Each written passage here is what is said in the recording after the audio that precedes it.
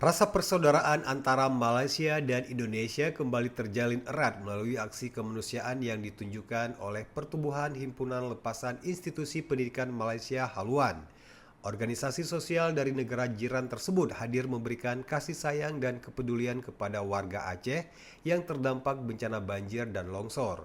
Sebanyak 84 penghuni hunian sementara atau huntara di belakang kantor Bupati Aceh Tamiang menerima bantuan dari Haluan Malaysia.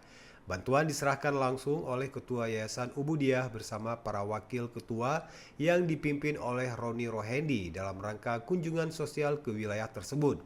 Kedatangan rombongan Haluan disambut hangat oleh warga termasuk anak-anak penghuni huntara dengan dukungan dari kepala hunian setempat.